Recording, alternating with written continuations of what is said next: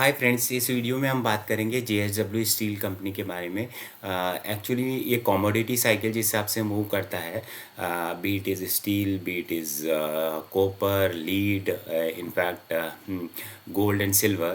So it's interesting to read some of these company. While I understand that in companies में growth opportunity or in terms of overall share price growth and everything, it could be tricky because highly cyclic industry होती है। एक बार boom पे जाती है फिर नीचे आती है, so it's very cyclic, so that's where it's always been tricky to invest in this company.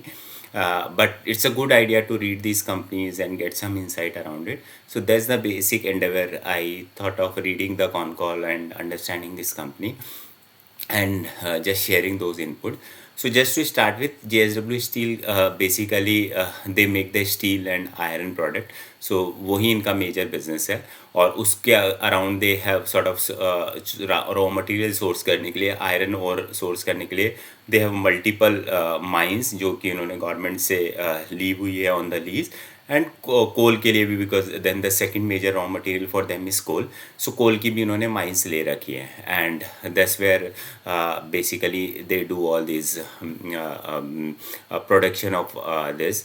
Feed stock perspective से अगर इनकी बात करेंगे तो 50% feed stock which is iron और इनका खुद का होता है और 50% ये इम्पोर्ट करके मंगाते हैं. उसका रीज़न ये है जैसे कि इंडिया का जो आयरन ओर है उसकी क्वालिटी इतनी अच्छी नहीं होती है जितनी कि इम्पोर्ट करके मंगाते हैं. तो दैट्स द प्राइमरी रीज़न वो इम्पोर्ट करके मंगाते हैं.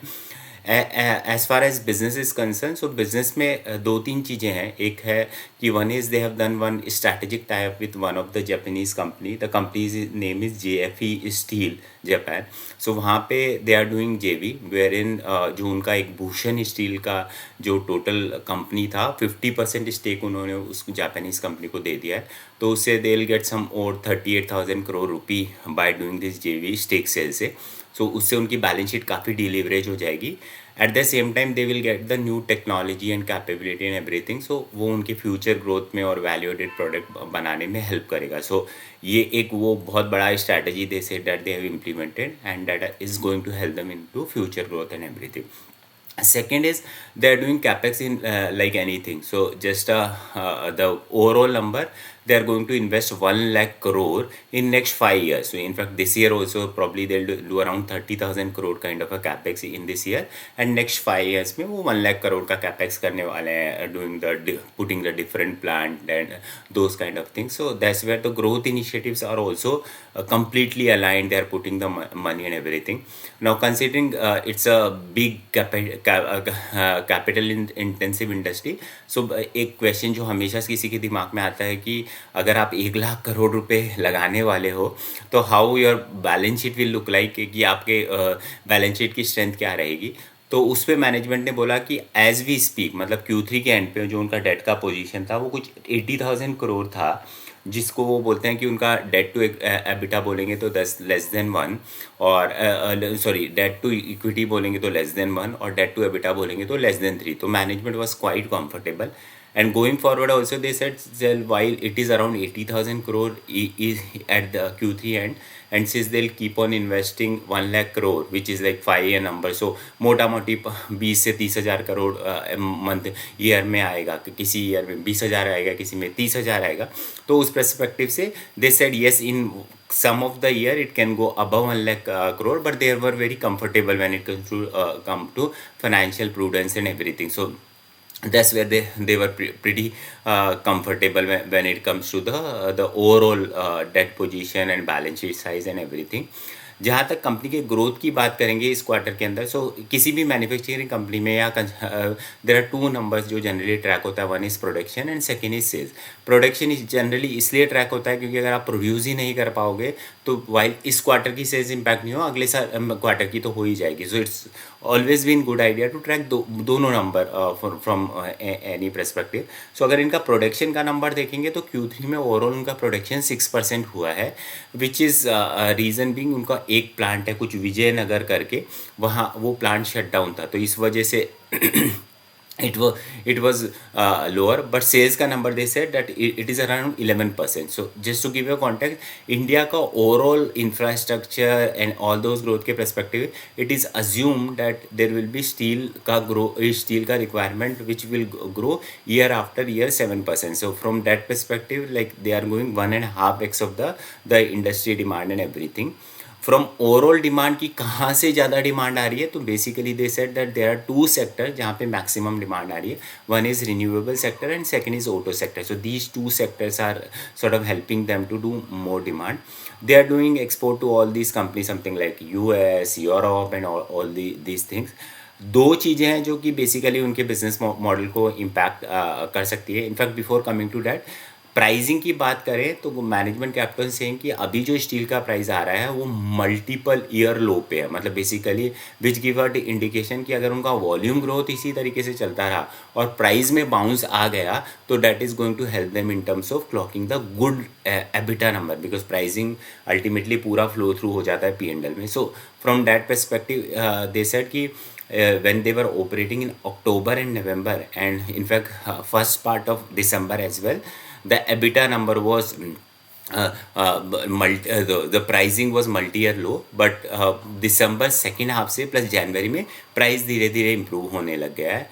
Just to give you a sense कि कितना एबिटा वो पर टन बनाते हैं, बिकॉज वो एक रिलेवेंट मैट्रिक्स रहती है कि तब कितना वो बनाएंगे. तो जो उनका दिसंबर फर्स्ट हाफ से पहले जो एबिटा था पर टन वो 6,500 to 8,800 के बीच में था, जो वो बोल रहे हैं कि जनवरी ऑनवर्ड वो कुछ 1,500 से 2,000 मेट्रिक टन बढ़ गया है. So which is a good thing to look forward, क्योंकि उससे Q4 का नंबर काफ़ी सब्सटेंशियली इम्प्रूव हो सकता है. So that's one. Second is they are saying that China ने सम एंटी इनोवेशन मेजर्स लिए हैं. उसका मतलब क्या होता है? उसका मतलब ये है कि दिस चाइनीज़ कंपनी को कम्प्लीटली बिजर्क जब कैपेसिटी एडिशन की बात आती है एंड एवरीथिंग, वो सिर्फ वॉल्यूम पे खेलना चाहते हैं. तो एट टाइम्स ऐसा भी होता है कि वो लॉस में बेच रहे हैं बट बेच रहे हैं. सो उस वजह से क्या होता है कि ओवरऑल सारी कंपनी की प्रॉफिटेबिलिटी चाइना में तो कम होती है, बाकी अगर वो दूसरे कंट्री में बेच रहे हैं तो वहाँ पे भी प्राइस काफ़ी नीचे आ जाता है. तो अगर चाइनीज़ गवर्नमेंट ने इनिशिएटिव लिया है तो ओवरऑल चाइना का प्राइस इंक्रीज़ होएगा, उनके एक्सपोर्ट का प्राइस भी इंक्रीज़ होगा और उससे ओवरऑल JSW स्टील के प्राइस को भी इंक्रीज़ होगा. So which is a good news, जो कि अगेन इनकी प्राइसिंग इंप्रूव होगी तो प्रॉफिटेबिलिटी को इंप्रूव करेगा.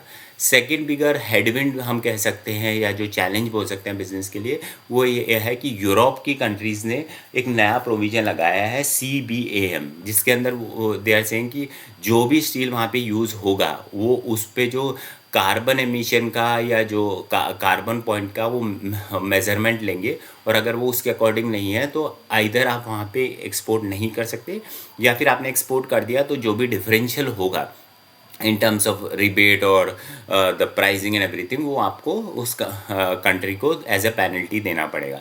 तो उस पर द मैनेजमेंट का ये कहना था कि वाइल वो कंप्लाई करने की कोशिश करेंगे for this environment rules and everything, but at the same time since ये प्रोविजन सारी कंपनीज के लिए एप्लीकेबल है, ओवरऑल स्टील का प्राइस फॉर यूरोप बढ़ जाएगा. अब वो बढ़ जाएगा तो उससे ये होगा कि जो भी अगर इनको पेनल्टी या रिबेट या लॉस देना पड़ेगा वो अल्टीमेटली इनको रिकवर हो जाएगा इन terms of pricing and everything. So which in A way is a good thing. As far as the growth perspective, company is doing well. They are investing well ahead of the curve. Since infrastructure spending and everything improve होएगा तो 7% अगर India का growth है और ये company will grow 13-14%, then it will grow 1x of the country. At the same time since pricing at multi year low और एकदम bottom अगर वो प्राइस इंप्रूव होता है तो they will make good amount of money. However, having said that, done, company is trading at 37 का multiple. So not sure we should invest in these kind of company, that to cyclic company at the such a rich multiple, because अगर ये कुछ 7-8 के multiple पे मिलता, 5 के multiple पे मिलता with this growth prospect, multi-year price low and volume growing by 10-11%, it could have been a good deal, but its valuation I feel like it may be not a great deal. So this is it. Nothing discussed here is for buy and sell recommendation. Thank you.